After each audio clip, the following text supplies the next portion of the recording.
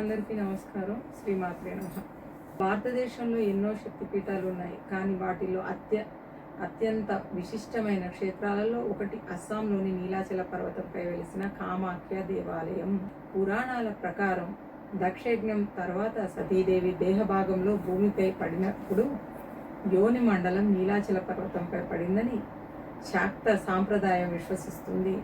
అందుకే ఈ క్షేత్రానికి శక్తి స్వరూపిణి అమ్మవారి మహాపీఠంగా భావిస్తారు. ఈ క్షేత్రంలో మన్మధుడు రతీదేవి కథ కూడా ముడిపడి ఉంది.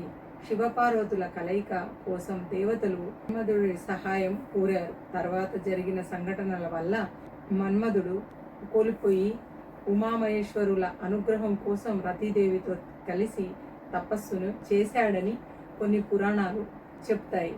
నీలాచల పర్వత మహిమతో ఈ కథను కూడా అనుసంధానిస్తారు. కామాఖ్య క్షేత్రం ప్రత్యేకత ఏమిటంటే ప్రతి సంవత్సరం జరిగే అంబుబాచి మహోత్సవం. ఈ సమయంలో జగన్మాత ప్రకృతి స్వరూపిణిగా, సృష్టి శక్తిగా ఆరాధించబడుతుంది.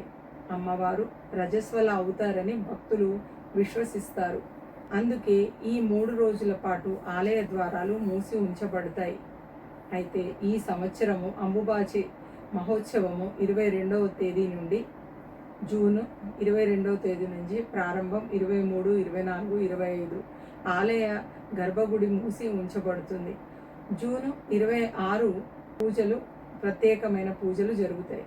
ఆలయం ద్వారాలు తిరిగి తెరవబడతాయి. ఈ 4 రోజుల పాటు లక్షలాది మంది భక్తులు నీలాచల పర్వతానికి చేరుకుంటారు. సాధువులు, తాంత్రికులు, ఉపాసకులు, సాధారణ భక్తులు అందరూ అమ్మవారి కృప కోసం వేచి ఉంటారు. అంబుబాచి కేవలం ఒక ఉత్సవమే కాదు, అది సృష్టికి మూలమైన దివ్య శక్తిని గౌరవించే మహోత్సవం.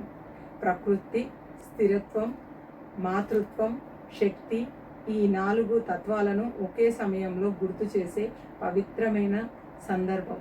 జై కామాఖ్య మాత. శ్రీమాత్రే నమః.